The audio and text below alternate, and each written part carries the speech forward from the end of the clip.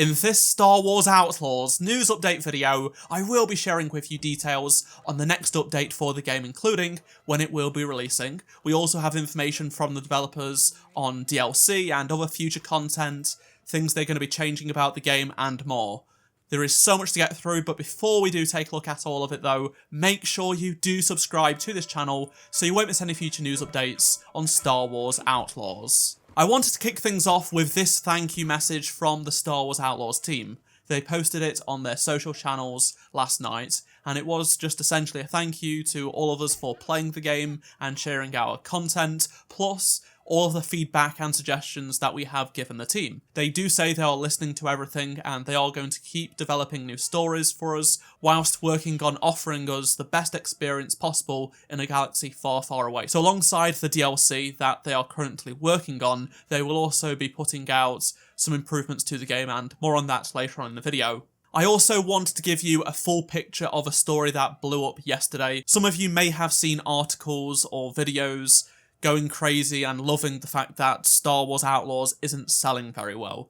Well, here's the thing. The tweet that they are using actually had a follow-up, which included something that's quite important. So basically, it was reported that the sales of Star Wars Outlaws in the UK for the disc version is 55% lower than Star Wars Jedi Survivor at launch. So it actually turns out some of the data for the disc sales was actually missing. So it's actually going to be slightly less in terms of that percentage. Also, the UK game sales are almost always over half digital sales now. We also know a lot of people got Ubisoft Plus. Of course, the sales are going to be lower than Jedi Survivor. We'll be getting the full UK charts probably tomorrow, so Friday or early next week, and then the US charts will also come out in the coming weeks. It's never going to be as big as Jedi Survivor, because that is already an established series within Star Wars. We had Jedi Fallen Order. This is a new sub-series within Star Wars, among other reasons. Again, there's no point rushing out articles and videos, loving the fact that Star Wars Outlaws is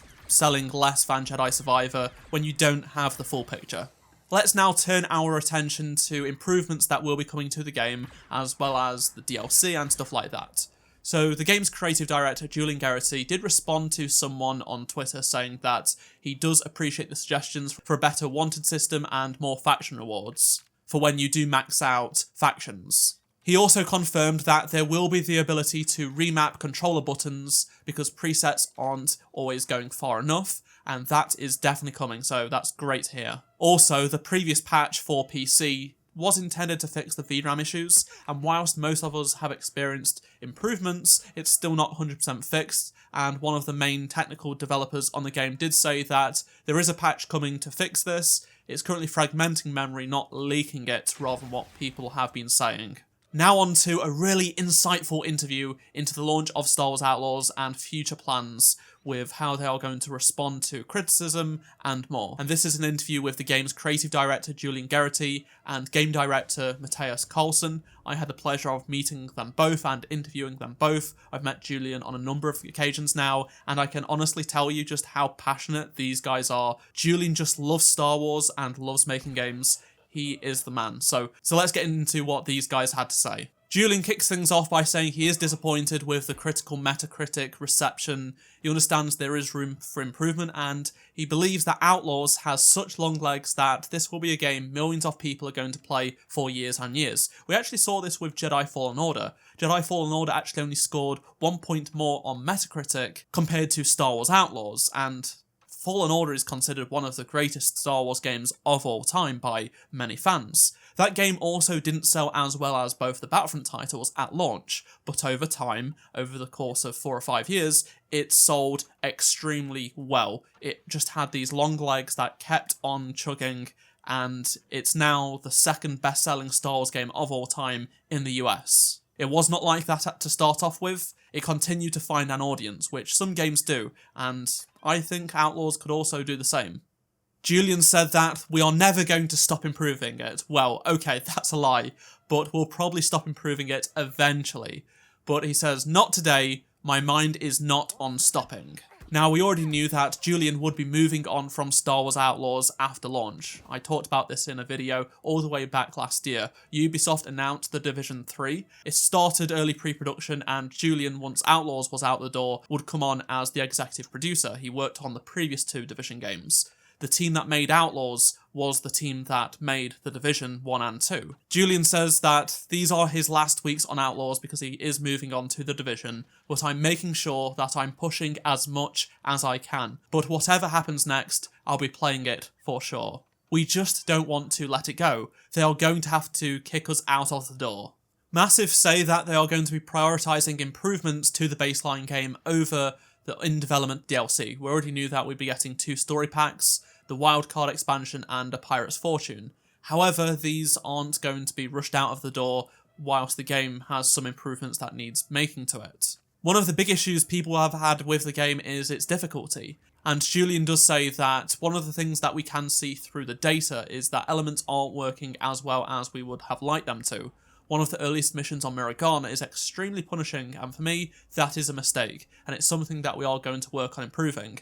If I had to guess, this is the mission where you have to infiltrate the Pike base. In the weeks ahead, the developers want to make some encounters, such as infiltrating Gorak's base, to be more enjoyable and understandable. They think that it may feel a bit unfair at this moment in time, and it wasn't their intention, but the realisation of this crept in over the past week or so, and it's something that they are already correcting for a patch that is coming out in maybe the next 10 days. So that is a timeline for the next big update, and what I will say is this interview came out yesterday, so it may have been done the day before. So say Tuesday the 3rd of September, if we add 10 days onto that, that means it should be coming out the week of the 16th of September. I think people will have been wanting a patch this week or next week, but they can't really rush these sort of things.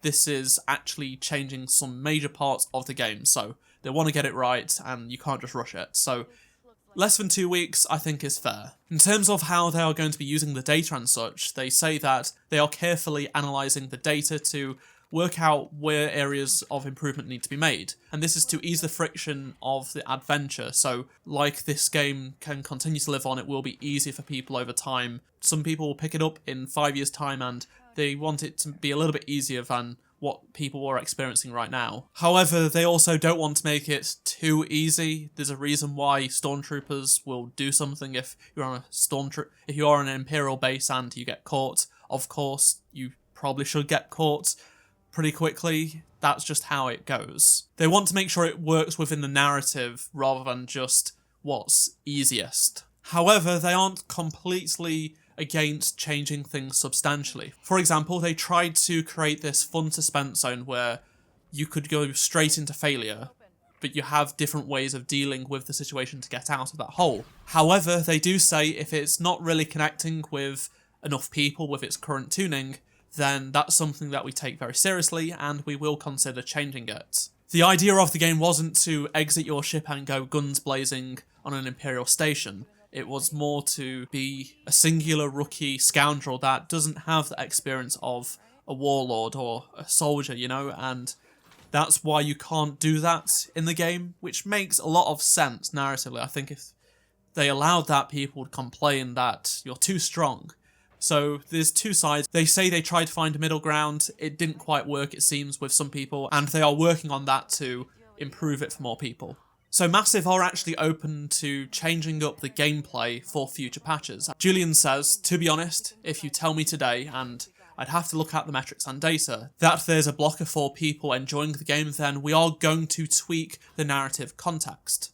He actually gives an example. So he says the stormtroopers have got to go down to Tashara and there's a skeleton crew on the station. That's just a general idea of what could change to make the game easier, to make sure it doesn't completely ruin the narrative. He says the context will just change so we can get more people to enjoy these moments as much as possible. We are not married to the concept, and if things isn't working, the data is supporting it, it's not just an anecdotal thing, then we will absolutely come back to these moments. We're not precious about those things. I think it's really refreshing for a developer to be really outspoken not long after launch and being, hey, we understand that you guys are having issues, this wasn't our intention, we are receptive to feedback, and we are not completely against going back on all of the work we've done over the last 4 or 5 years and actually improving it. In terms of the future in general, Julian says he is feeling pretty good about it. They didn't confirm a sequel, which I didn't expect given that this team it's going to be split between the DLC and the Division, but Julian does say, I'm still working on it, Mateus is still working on it, we are pushing a lot of improvements. Not just on the base game, but it's the things that we are going to deliver later this year and next with the downloadable episodes we are creating. So that seems to indicate there may be a little bit more than just the paid DLC packs that will be coming in the future. As we know, those DLC packs are quite themed. One is about Sabacc, one is about piracy. And Julian delves into this. So Wildcard, the first one, is all about Sabacc, so we are going to build on that, and we really want to make something that has a real strong Sabacc theme. And I think people will be very happy about this because I've seen over the past few days just how many people are enjoying Sabacc. So many people. I've had a bunch of friends say they just can't stop playing it. I've had a bunch of subscribers tell me they absolutely love it. And it's been really fun to see all of these people say these things. And the next expansion is the one that people are least interested about because it doesn't have Hondo.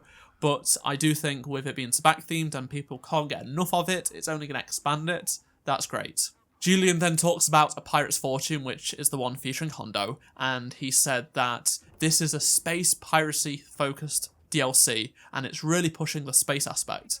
We would love to have spent more time in space in Outlaws. There's so much for us to do there. We've got such a great system, great foundation. It's not as easy as it looks because everything is a level designed that is a lot of work, but there's so much we can do there. So overall, this interview was great. It gave us a lot of insight into how the developers are feeling, especially two of the main creative forces behind this game.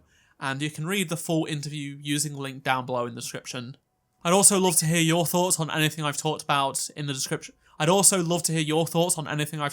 please do comment down below, drop a like to help support the channel, and subscribe so you don't miss any future Star Wars Outlaws videos. I'm going to be looking forward to posting videos on the upcoming patches when they do release. If you missed any of my previous videos, click on the playlist on screen right now, and I shall see you in my next video. Goodbye.